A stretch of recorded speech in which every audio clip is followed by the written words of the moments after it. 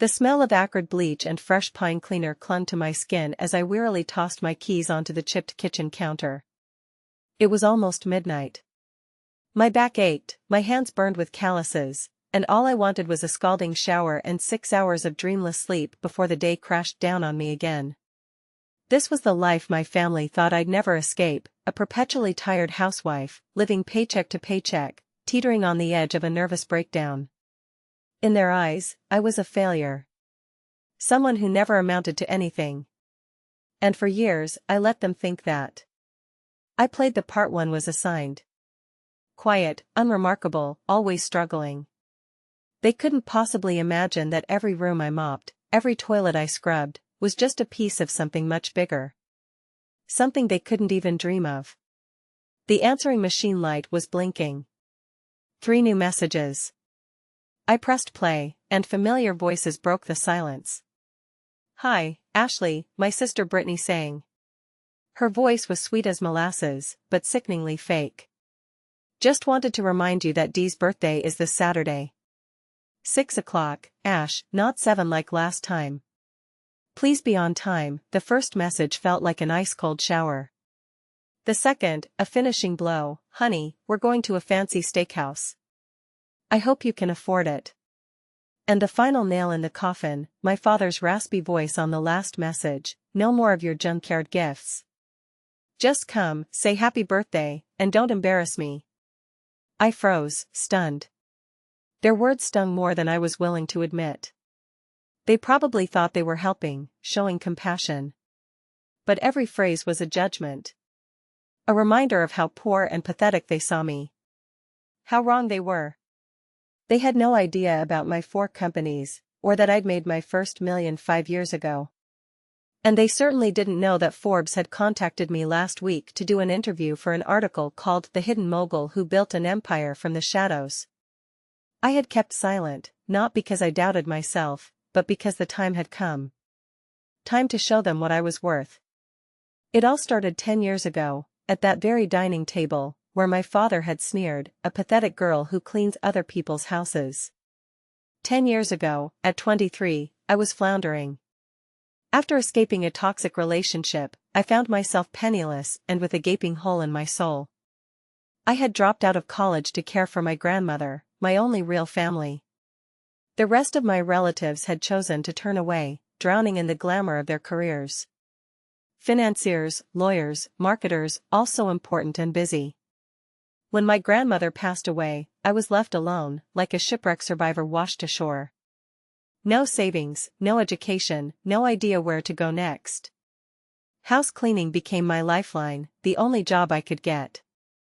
I saw it as a temporary fix, a way to avoid drowning in apartment debt. But one day, cleaning Evelyn Hayes' house, everything changed. This woman, with aristocratic kindness and wisdom in her eyes, saw something in me that no one else had. "You're smart, my dear," she said one day, watching me quickly sort through her archive, which had become a chaotic mess of papers. Her eyes sparkled as she said it. "Why waste your talent washing floors?" I lowered my eyes, admitting that I couldn't afford to dream of anything more. In response, she laughed softly, as if she'd heard an old, sad joke, and handed me a book. "The Lean Startup," I read on the cover. That's when my life began to change. That night, I devoured it cover to cover, without stopping. And then 5 more like it. Something inside me clicked. I started waking up an hour before dawn to immerse myself in reading. I listened to podcasts while cleaning. I devoured information about the lives of successful people, what they delegated, how they organized their time. And gradually, like a seed, the idea sprouted: what if I created a company that offered more than just cleaning? What if I looked at home services from a different angle, turning them into something elite, efficient, technologically advanced, perfect for those I worked for? And I decided to do it. I saved every penny, denying myself everything. I slept on a mattress on the floor in our cramped apartment. I ate rice and eggs for months, allowing myself nothing else. And after a year of grueling 14-hour workdays, I created Clarity Living, an exclusive home management company, offering a full range of services, from impeccable cleaning to concierge services, staffed by a team of vetted professionals, trained in strict confidentiality, impeccable organization, and high standards of luxury. I kept it a secret. Not a word to my parents, brothers, or sisters. I didn't want to hear their skepticism, to see their doubts in my ideas. I just worked, tirelessly. 6 weeks later, I signed a contract with my first client, a tech investor from Hollywood Hills. As if by magic, he led me to 4 more.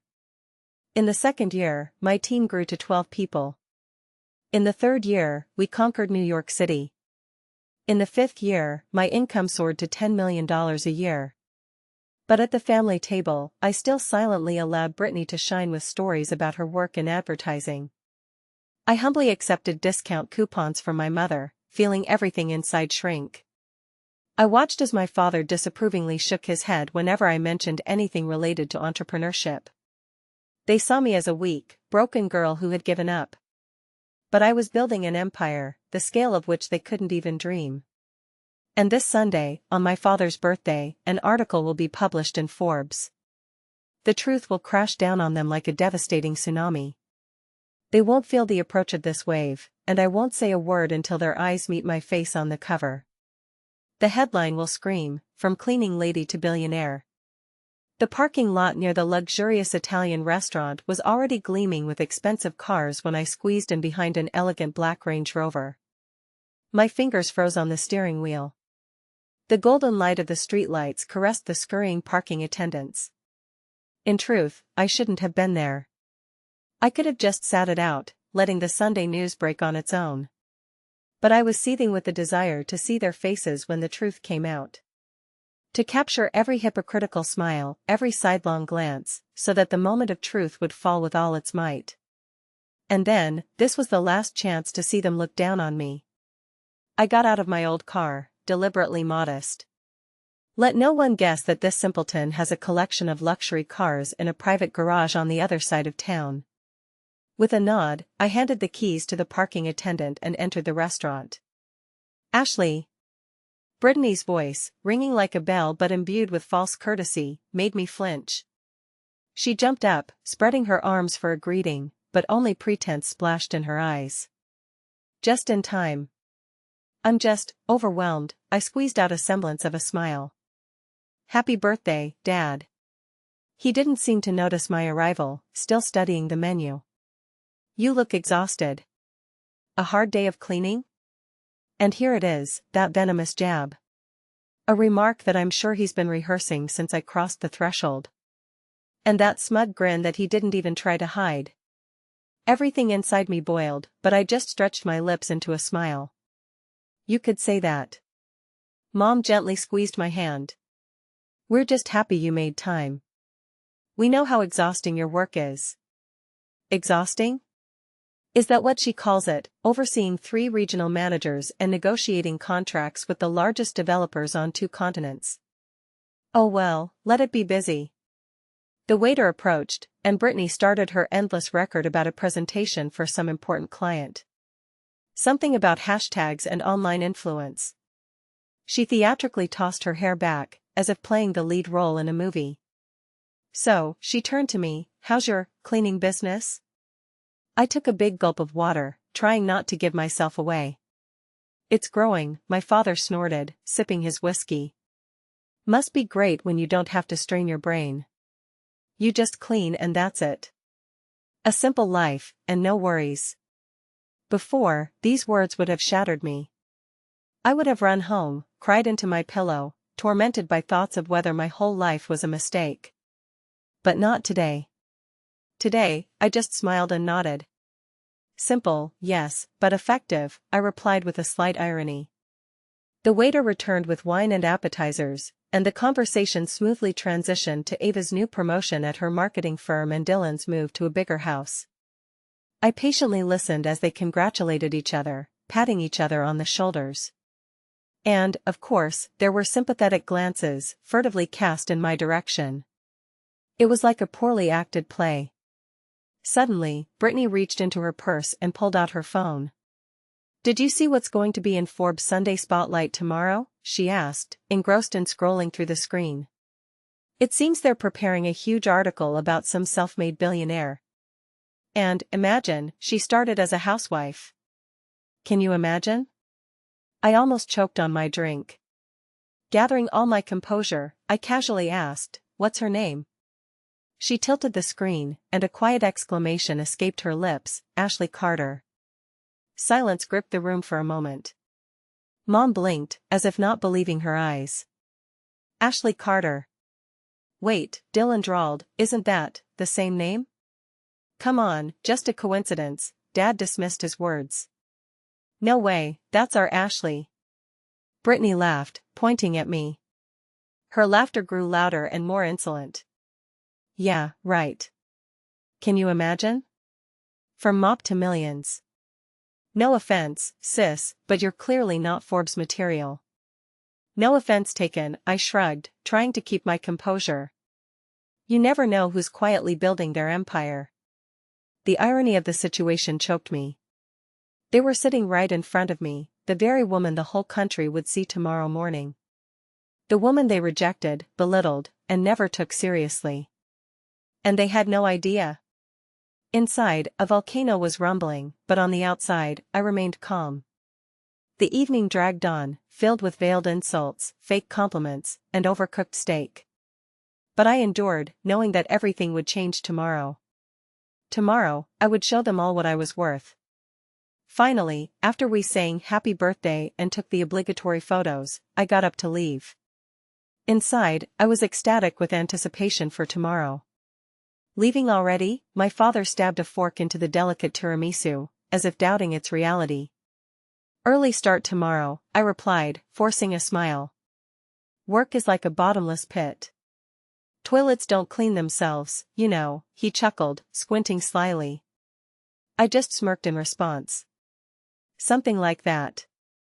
As I reached the door, Brittany called out to me, "Hey, don't forget to bring your gloves next time. You could clean up my place while you're at it." I froze, turned back over my shoulder, and gave her a smile, meaningful, but saying nothing. "See you tomorrow," I said, knowing they were expecting Sunday brunch. But I meant something else entirely, the moment when my face filled their screens, when the world would finally know who I really was, even before my family did. Then, the Rolls-Royce parked in front of the building would suddenly make sense. Sunday morning was unusually bright and fresh. The sun generously flooded my penthouse, soaring high above the city. Holding a cup of coffee, I stood at the panoramic window, watching the metropolis wake up below. Usually, Sundays were quiet havens for me, but today was premiere day. I turned up the volume on the television. It was 8:58 a.m. In the corner of the screen, a timer flickered, counting down the last seconds to the start of Forbes Sunday Spotlight. I had already proofread the final version of the article twice, but now it was important for me to see it live. Not for myself, for them. I knew exactly what my family was doing right now, struggling to get out of bed, putting on coffee, trying to shake off a slight hangover from yesterday's birthday celebration. And then, they turn on the TV to see something that will turn their world upside down. The volume of the opening music increased. Today we'll tell you the story of a woman who has redefined the concept of success, built a billion-dollar empire from nothing, and kept it a secret even from her own family. Meet Ashley Carter, founder and CEO of Clarity Living. There it was. My name, my full name, spoken with bated breath and awe. I took a deep breath. On the screen, the camera glided over our headquarters on Manhattan. Modern design, glass walls, the logo shining in gold. Then, a montage of shots. I confidently walked through the office in a flawless white suit. The sound of my heels echoes on the marble floor. And my voice, superimposed on the footage, people thought I was just a cleaning lady. They had no idea what kind of empire I was building. The article unfolded like a scroll of triumph, showing rave reviews from customers, inspiring interviews with my management team, and even touching footage from the very beginning of the journey, how I tirelessly scrubbed countertops, tidied up the warehouse, and personally printed flyers. And here it is, the culminating moment, a list of cities where clarity living is thriving today. New York City, Los Angeles, Miami, Chicago, London, Dubai. 6 continents, over 100 loyal employees, a staggering valuation of $3.2 billion. I vividly imagined my father dropping his favorite mug in amazement. Brittany's jaw dropping like a fish thrown ashore. My mother letting out such a joyous shout that it would startle all the neighbors in the area. I hadn't said a word, hadn't given the slightest hint. Then, the final scene. I majestically step out of a black Rolls-Royce, casually put on my sunglasses, and the reporter, gasping with curiosity, asks, "Why did you keep this a secret for so long?" I turn to the camera, giving it a radiant smile, and say, "Because success needs no apologies." And, sometimes the most wonderful thing about this journey is watching people who doubted you suddenly realize that they never really knew you. Black screen. Not even 5 minutes had passed. The phone went crazy, ringing, messaging, notifying. Texts, emails, voicemails, social media tags, all merged into a cacophony, and then the family chat lit up like a Christmas tree. "Mom, Ashley, honey, we just saw the news." Is it true?" "Brittany, wait, what? That's you? Why were you silent?" "Dylan, oh my God, Ashley, you're in Forbes. How long has this been going on?" "Dad, we need to talk, urgently." I stared at the screen, mesmerized, letting the flood of messages wash over me. The coffee had long gone cold, but it didn't matter. A plan was forming in my head. I resolutely headed to the garage. The phone in my hand continued to vibrate incessantly. My 2024 Rolls-Royce Ghost, the color of night, shimmered under the neon light, as if waiting for its moment. I slid into the driver's seat, feeling the leather pleasantly cool against my skin. I started the engine, and the cabin filled with a quiet, confident rumble. "Of course, you have questions," I thought. "But I have answers. And today you'll get them. Not in a dry text message, not in an awkward phone call. You'll see them, feel them." Today, I would pay a visit to those who had looked down on me yesterday, who had laughed behind my back. I would appear before them not in an old car, but in a Rolls-Royce they could only dream of. I would be dressed in outfits from designers whose names they could barely pronounce. And I would appear before them not as that awkward relative, but as a woman the whole world was suddenly talking about. A fire lit up in my eyes, and a predatory smile appeared on my lips. It would be unforgettable. As the Rolls-Royce glided smoothly down the highway towards my parents' house, memories of years spent in humility swirled in my head. Every family dinner, every snide remark, every time I swallowed the truth to avoid a storm, now I understood that this silence had been necessary. Anonymity gave me the opportunity to see things clearly. It became a space for growth. But now the masquerade was over. It was time to speak openly, with self-confidence. I turned onto a street bathed in greenery, the same quiet cul-de-sac I had once left with only a suitcase and a dream. Children, laughing, played in the garden, and neighbors leisurely watered their lawns. I imagined the quiet whispers that would run down the street as soon as my Rolls-Royce stopped at the house. Taking a deep breath, I parked and stepped out into the sun. Mom threw open the front door before I could even climb the steps. She looked bewildered, like a ghost, and her mascara was slightly smeared, betraying her excitement. "Ashley," she whispered, her voice trembling. Is this true?" I smiled slightly, handing her my phone, on the screen of which the Forbes headline shone brightly. "Tell me yourself," I said softly, watching her reaction. The atmosphere in the house thickened, as if even the walls had frozen in anticipation. Mom recoiled as I entered the hallway. Her gaze pierced me, trying to figure out what was hidden behind my silence. It was clear that she had spent a sleepless night, a crumpled blouse, carelessly pinned hair, and a trembling voice when she whispered, "Ashley, why were you silent?" Before I could answer, my father appeared in the hallway. His gaze pinned me to the spot, and for the first time in my life, I saw bewilderment in his eyes. "Ashley," he began, stammering. "What the hell is going on here?" Ignoring them, I walked into the living room. The sound of my heels echoed on the wooden floor. I sat down on the sofa, the same one where, as a teenager, I had listened to lectures for not wanting to change my major.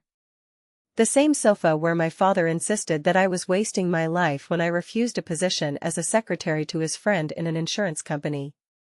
And now I was worth more than his entire company combined. My parents followed me. My father froze, arms crossed, his posture betraying tension. Mom collapsed into a chair, as if her legs refused to hold her. Brittany and Dylan burst into the cafe about 15 minutes later, as if the wind had propelled them, having read the messages in the group chat. Brittany's face showed obvious confusion. Her designer handbag dangled in her hand like an unnecessary prop that she had suddenly forgotten how to handle. "Ashley," she gasped, as if after a long run, "so you've been playing a double game all this time?" Dylan slumped into a chair opposite me and blinked frequently. "I googled you. Ashley Carter, it's all true. You are Clarity living." I nodded calmly, trying not to betray either excitement or triumph. "Yes, it's me." But you made us think you were barely making ends meet," Brittany stammered, her voice trembling with resentment and disbelief. "You pretended to be broke." "No," I gently corrected her. "You decided to think that way yourselves." "I never said I was poor. I just didn't dissuade you when you came to those conclusions." "You drove that old clunker," Dylan angrily interjected, glancing at the street where my car was parked. "You wore thrift store clothes. You asked us not to spend money on expensive birthday gifts. What were we supposed to think?" There was genuine bewilderment in his voice. I shrugged, trying to speak as calmly as possible. "Maybe I don't care about external attributes," I suggested, raising my eyebrows slightly. "I don't need to measure my worth with labels and luxury." Brittany scoffed, how ironic coming from someone who rolled up in a Rolls-Royce. I leaned forward, piercing her with my gaze. "The car isn't for me. It's for you. So you'd finally see me. Because, let's be honest, if I'd shown up in a business suit, announced real estate investments in 3 countries, you simply wouldn't have believed it." My father opened his mouth like a fish, but for the first time in his life, he couldn't utter a sound. His usually booming voice seemed stuck in his throat. "You know what hurt the most?" I said quietly, not taking my eyes off him. My voice trembled, but there was steel in it. "Not your assumptions. But how easily you believed in my failure. How none of you ever bothered to ask what I was doing, what I was building. It was easier to mock the cleaning lady than to entertain the thought that I might have dreams worth chasing." A deafening silence fell. Finally, Dylan mumbled, "But why hide it? Why didn't you say anything? We're your family." I slowly turned to him, bitterness swirling in my eyes. "Remember when Grandma got sick? I dropped out of school to take care of her. And all of you kept saying it was irresponsible. That I was throwing my future in the trash. My gaze spoke louder than words, and after that, you call yourselves my family? But I didn't care. I owed her everything. She was the only one who saw potential in me when everyone else turned away. And when she was gone, I had nothing left. None of you offered a helping hand. No shelter, no kind word." Ma just flinched, but remained silent. And then I started grinding. Cleaning other people's houses until one of my clients saw a spark in me. She gave me a book, and a chance. That chance became the seed of an idea, the idea sprouted into a company, and the company blossomed into a global brand. I paused, letting my words settle in the heavy silence. "I didn't share this with you because I wasn't craving your approval. I wanted to create something of my own. And now that I have, now that the whole world is talking about it, I wanted you to see it for yourselves, not hear it from someone else." Brittany shifted nervously. I thought you were just finding yourself." "I found myself a long time ago," I snapped. "You were just too blind to notice." My father seemed to shrink, as if something had broken inside him. "So what's next? You want to brag? Rub our noses in it?" No, Dad, my voice was as hard as steel. I didn't come here to belittle you. I'm here because I want you to finally see the real me. And also, tonight, we're having dinner at the Ritz. A deep furrow formed on Brittany's brow. The Ritz. A place you can't get into without a 6-month wait, where every table is worth its weight in gold. It's my restaurant now, I said calmly, and I booked it for us. Personal chef, impeccable service, the entire top floor at our disposal. We'll gather around the same table again, like in those awkward teenage years. But this time, the conversation will be very different. My mother looked at me, and it seemed she was about to cry. We don't deserve this. I smiled gently. Maybe not. But I didn't do all this to punish you. I wanted to prove something. Success doesn't always shout. Sometimes it whispers, accumulates, waits, and then blooms in its own time. The elevator ride to the top floor of the Ritz was filled with oppressive silence.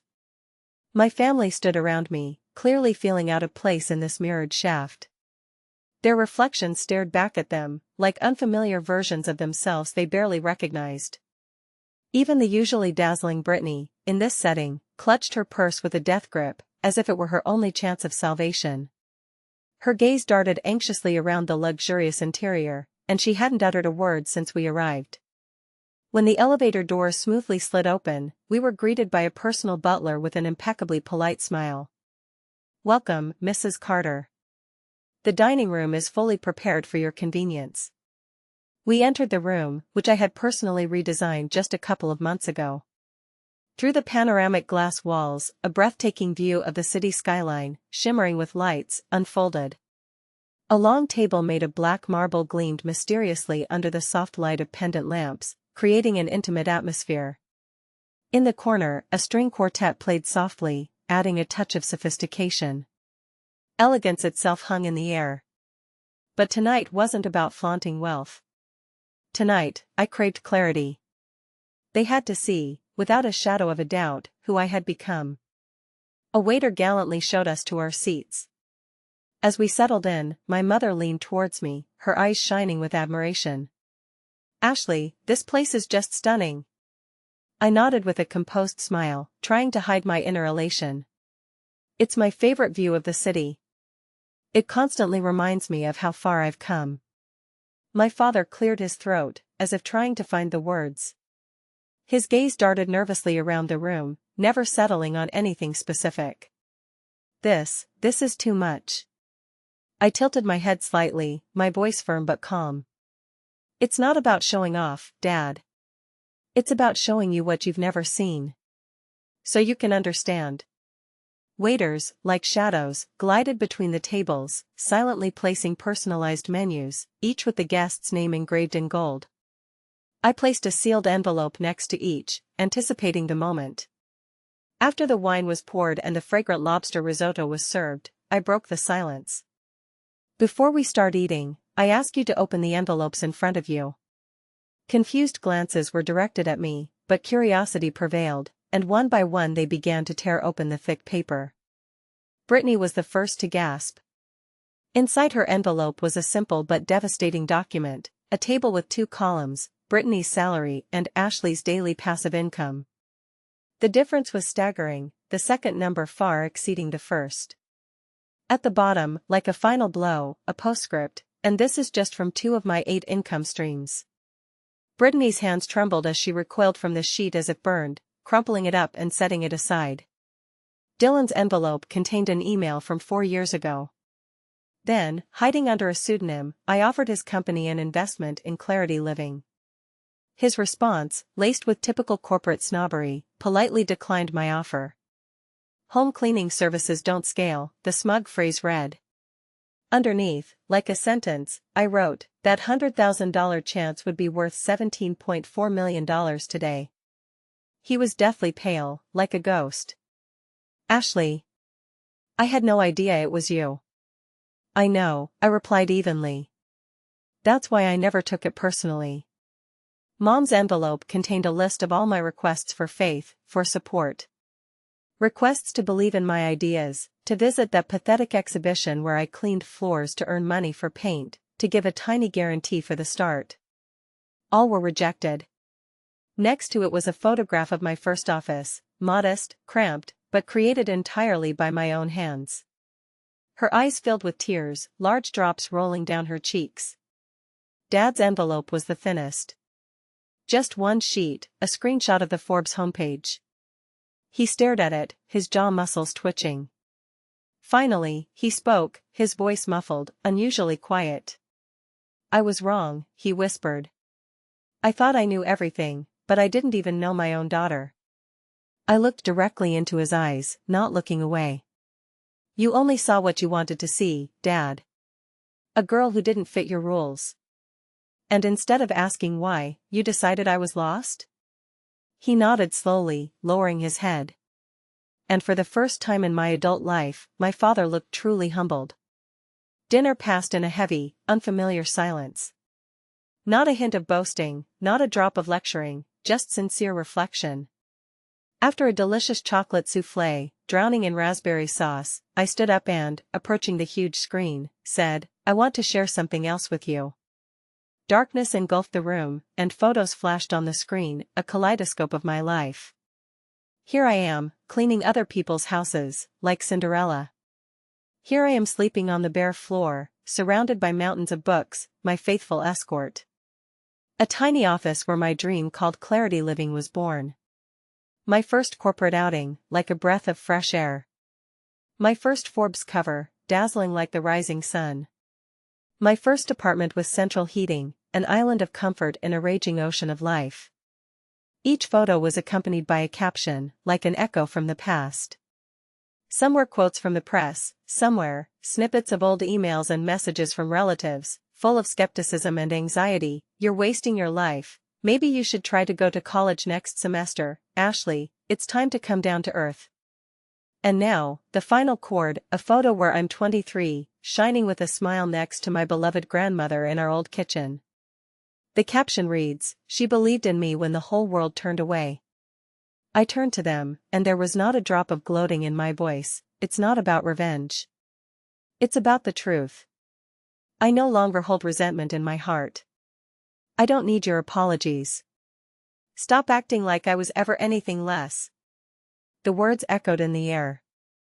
A long, agonizing silence. Then Mom stood up. Tears, silent witnesses of her inner turmoil, streamed down her cheeks. "I'm sorry," she whispered, her voice trembling with remorse. "I'm sorry not only for not seeing you, but for never really looking." I hugged her tightly, feeling the years of resentment begin to melt away. "Thank you," I whispered in response. "That's all I ever wanted." The music grew louder, and the lights of the night city outside the windows of the Ritz twinkled as if confirming what was happening. I realized, this was not just dinner. It was a breakthrough. Perhaps even the beginning of something entirely new. A week had passed since that fateful dinner, and the world was still buzzing. Articles, one after another, were exploding across the internet. My inbox was overflowing with offers, partnerships, biographies, podcasts, investments. Forbes named me one of the most influential women of the year, and now I was the keynote speaker at a global innovation summit. But it wasn't the dazzling spotlight of fame that kept me awake at night. No. It was the silence. A ringing, unfamiliar silence after the storm, that strange quiet that comes after a life full of noise, struggle, endless proving. A life dedicated to showing others what you're worth. And then suddenly realizing that you had proven it long ago. And above all, to yourself. I sat on the ivy-covered terrace of my townhouse, a modest sanctuary my family knew nothing about. Nothing like their penthouse. Here, silence reigned, broken only by the gentle murmur of an old stone fountain. Bella, my kind, old dog, was curled up at my feet. She didn't care about my fortunes or corporate empires, all that mattered to her was that I was there. The phone vibrated silently. A message from my father. "Saw your TED Talk. You were incredible. I regret not listening to you sooner. Proud of you, Ashley. Really proud." I froze, staring at the screen, not knowing how to respond. One message couldn't erase the past. Years of condescension, neglect. But it was something. A beginning. A bridge, however fragile, built with good intentions. A notification popped up, Forbes live interview in 20 minutes. I glanced at the clock. Time was running out. I got up and went inside to change. No stylists, no makeup team, no designer shoes. Just a simple blouse, jeans, and me. Because, in the end, I had earned the right to be myself. In front of the camera. And beyond it. The screen flickered to life, and I saw the smirking moderator. "Ashley Carter, thank you for joining us today," he said enthusiastically. "Glad to be here," I replied, feeling a slight flutter of nerves. "Your story has resonated incredibly," he continued, his eyes gleaming. "Millions of people have followed every twist and turn of your journey with bated breath. But there's one question that keeps coming up: what gave you the strength to keep going when it seemed like the whole world, even those closest to you, doubted you?"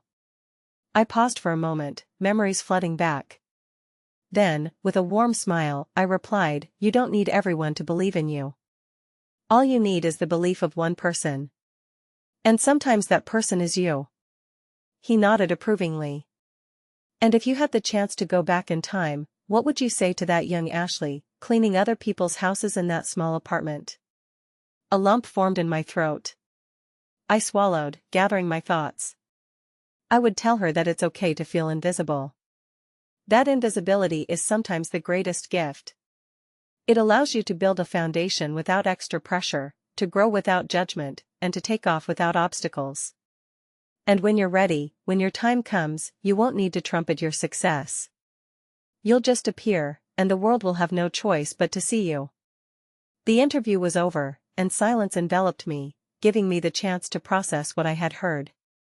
That same day, I headed to a place I hadn't been in a long time, the cemetery. Sunlight streamed through the leaves as I stopped at my grandmother's grave. Carefully removing the fallen leaves from the headstone, I placed fresh, bright tulips, her favorite flowers, in the vase. "Hello, Grandma," I whispered, feeling a lump rise in my throat. "You were right about everything." From my bag, I pulled out a faded Clarity Living flyer, the very first one, printed 10 years ago in a 24-hour cafe.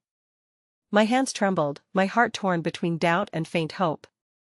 Gently, as if it were a crystal vase, I placed it next to the headstone.